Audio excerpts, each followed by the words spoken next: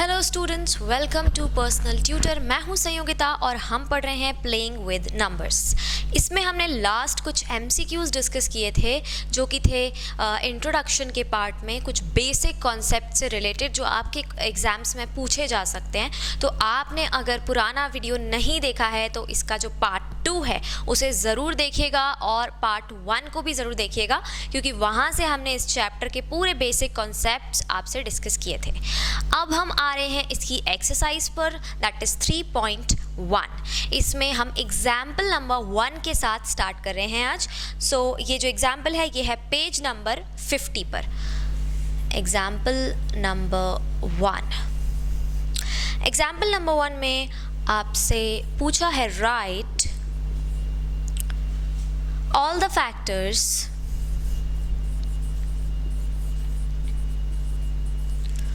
of 68। यहाँ पर आपको जो है 68 के सारे फैक्टर्स को लिखना है। कैसे लिखेंगे आप?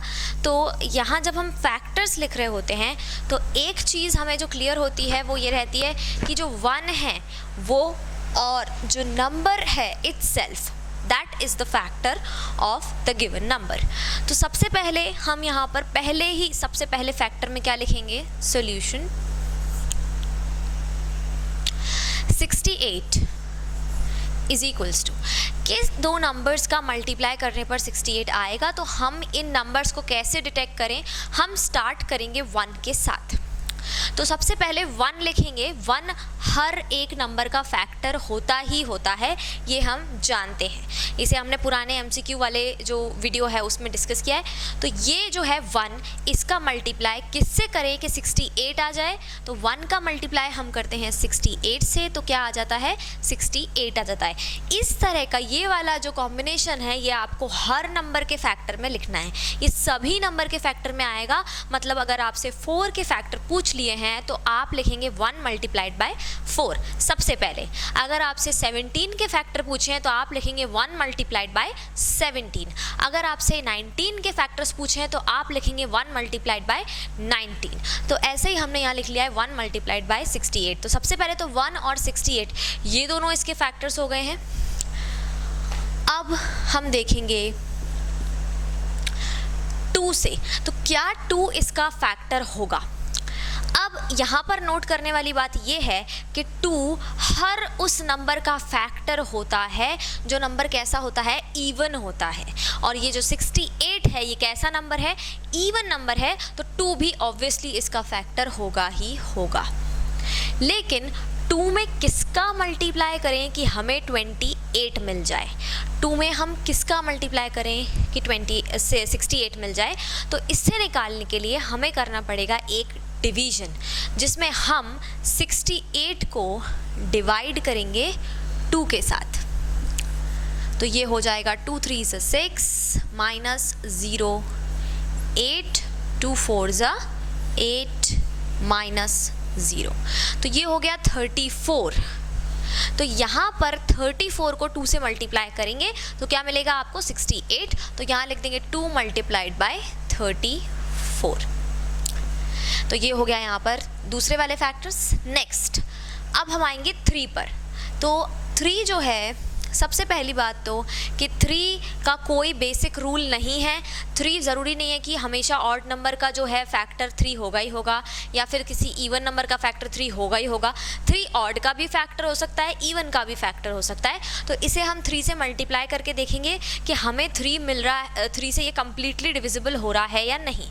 तो अगर इसे 3 से डिवाइड करके देखें, 68 को 3 से डिवाइड करके देखें तो ये हो गया 3 2 से 6 0, ये 8 नीचे आ गया, 3 2 से 6 अगेन, और ये हो गया 2। अब ये आगे डिवीजन नहीं हो सकता है और हमें रिमाइंडर मिला है 2। तो मतलब 3 इसका फैक्टर नहीं है, क्योंकि ये उसका एग्जैक्ट डिवाइज़र नहीं है। हमने पढ़ा था कि जो फैक्टर है उस किसी भी नंबर का फैक्टर उसका एग्जैक्ट डिवाइज़र होता है, जो कि ये 3 नहीं है। तो यहाँ 3 नहीं लिखेंगे। अब हम आएंगे 4 पर। तो क्या 4 इसका फैक्टर हो सकता है? तो 4 1 ज़ा 4 माइनस 2 8 4 7 28 माइनस 0 0 बिल्कुल कंप्लीटली डिविजिबल है, मतलब ये इसका एग्जैक्ट डिवाइज़र है, तो ये इसका फैक्टर भी हो जाएगा, क्योंकि यहाँ हमें रिमाइंडर में क्या मिल रहा है, 0 मिल रहा है। तो ये 17 से मल्टीप्लाई करेंगे जब 4 को, तो क्या मिल जाएगा, 68। तो यहाँ लिख देंगे 4 मल्टीप्लाइड बाय 17।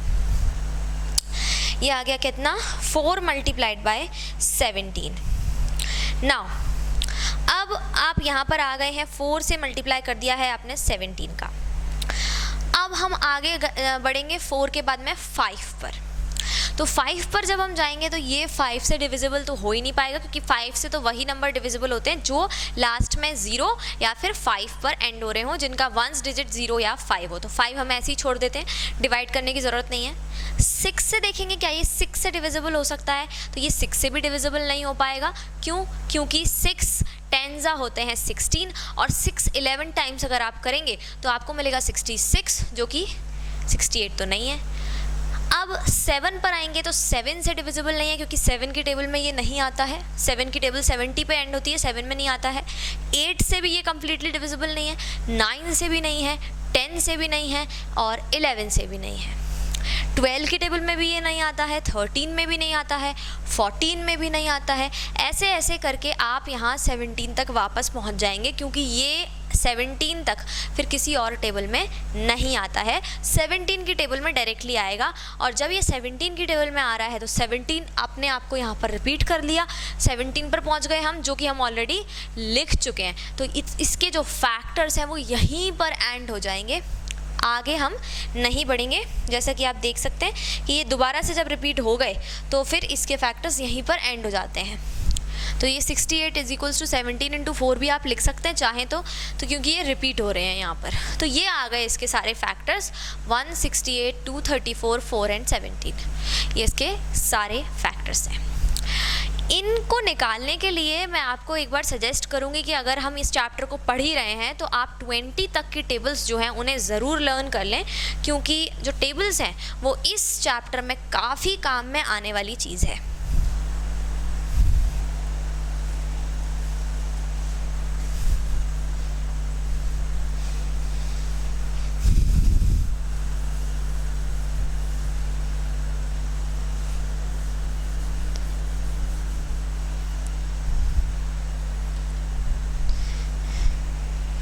अब हम आएंगे एग्जाम्पल नंबर 2 पर।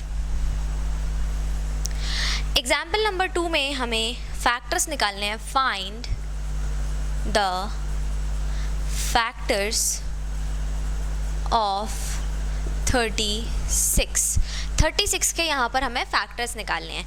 तो हम 36 को लिख लेते हैं सबसे पहले। 36 इज इक्वल्स टू, अब हमें पता है जब फैक्टर्स निकालते हैं तो सबसे पहले 1 लिखेंगे और 1 का मल्टीप्लाई करेंगे किसके साथ में, 36, उसी नंबर के साथ में जिसके हम फैक्टर्स निकाल रहे हैं। तो पहले दो फैक्टर्स तो हमेशा यही आएंगे, 1 into 36, 1 into that number. Next 36 के बाद में अब यहाँ पर 1 के बाद 2 आ जाएगा। 2 का मल्टीप्लाई हम किससे करें कि हमें 36 मिल जाए, तो इसको निकालने के लिए हमें करना होगा 2 का डिवाइड 36 से, 36 का डिवाइड 2 से। तो ये हो गया 2 1 ज़ा 2 माइनस 1 6 2 8 ज़ा 16 0 0। तो हमारे पास आ गया है नंबर क्या, 18। तो ये जो 18 आया है हमारे पास नंबर, इस नंबर का मल्टीप्लाई जब आप 2 से करते हैं तो आपको क्या मिलता है, 36 मिलता है। तो ये हो गया 18। इसके बाद में अब हम नेक्स्ट आएंगे 3 पर। 3 का मल्टीप्लाई किससे करें कि 36 आ जाए। तो अगर आप 12 की टेबल जानते हैं तो आपको यहाँ पर प्रॉब्लम नहीं आएगी। 12 3 ज़ा 36 होते हैं, तो 12 से करेंगे 3 का मल्टीप्लाई तो हमें मिलेगा 36। Next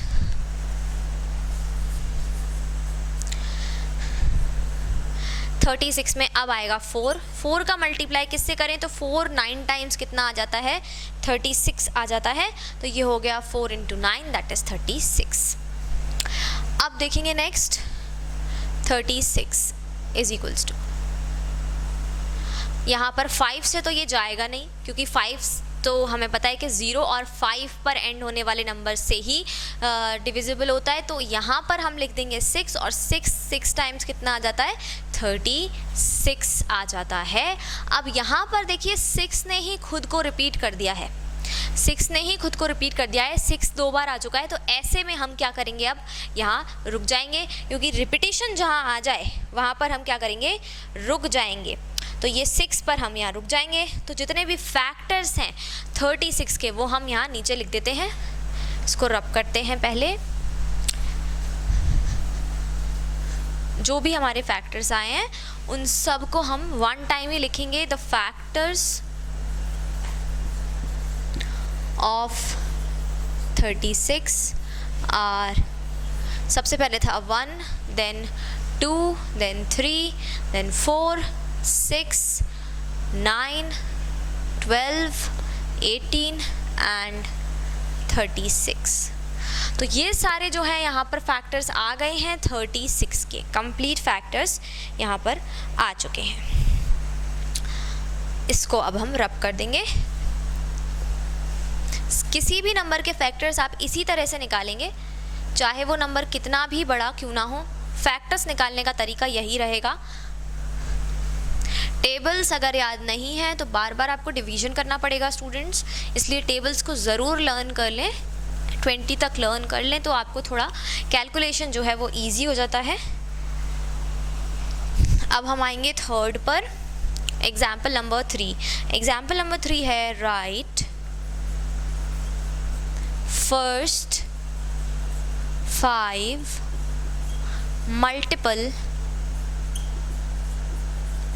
multiples of 6। यहाँ पर हमें पहले 5 मल्टीपल्स लिखने हैं 6 के। मल्टीपल्स का मतलब होता है उसकी टेबल लिखनी है हमको, बेसिकली हमें टेबल बनानी है। यहाँ पर मल्टीपल्स का क्या मतलब होता है, टेबल बनाना। तो यहाँ हम 6 मल्टीप्लाइड बाय क्या कर देंगे 1, तो ये हो गया 6 पहला मल्टीपल, 6 मल्टीप्लाइड बाय 2 दूसरा मल्टीपल, 6 मल्टीप्लाइड बाय 3 तीसरा multiple, 6 multiplied by 4, 6 multiplied by 5 and first 5 multiples ये हमारे यहाँ पर आ गए हैं। ये सारे जो हैं ये 6 के फर्स्ट 5 मल्टीपल्स हैं। तो यहाँ हम लिख देते हैं इनको, the first 5 multiples of 6 are 6, 12,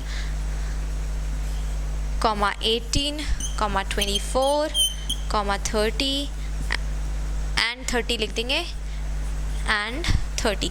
अब यहाँ पर हमें फर्स्ट 5 मल्टीपल्स फाइंड करने के लिए बोला, जबकि फैक्टर्स वाले क्वेश्चन में हमसे पूछा था ऑल द फैक्टर्स। इसलिए यहाँ पर ऐसा है क्योंकि जो फैक्टर्स होते हैं वो फाइनाइट होते हैं, काउंटेबल होते हैं, उन्हें हम गिन सकते हैं, वो लिमिटेड नंबर में होते हैं। लेकिन मल्टीपल्स जो रहते हैं वो अनकाउंटेबल होते हैं, इनफाइनाइट होते हैं, उन्हें हम नहीं गिन सकते। वो जितना हम कैलकुलेट करेंगे उतनी आगे तक बढ़ते जाएंगे। जैसे यहाँ पर 6 का मल्टीप्लाई हमने 5 से किया है, हम लगातार मल्टीप्लाई जो कर रहे हैं वो काउंटिंग के साथ कर रहे हैं, न्यूमेरिकल जो रहती है काउंटिंग हमारी उनके साथ। तो 1 2 3 4 से लेके 5 से लेके हम 1000 करोड़ 2 करोड़ 10 करोड़ 100 करोड़ 1000 करोड़ तक भी पहुंच जाएंगे। तो क्योंकि काउंटिंग कभी ख़त्म नहीं होंगी तो ये मल्टीप्लाइज भी कभी ख़त्म नहीं होंगे। तो मल्टीपल्स इसलिए इनफाइनाइट होते हैं, फैक्टर्स वहाँ ख़त्म हो जाते हैं जहाँ रेपिटेशन हो जाता है, तो इसलिए फैक्टर्स लिमिटेड होते हैं। तो आई होप कि ये क्वेश्चंस जो हैं आपको समझ में आए होंगे एग्जाम्पल नंबर 3 तक। मिलते हैं नेक्स्ट वीडियो में इस एक्सरसाइज के क्वेश्चंस के साथ में, तब तक के लिए thank you and good bye.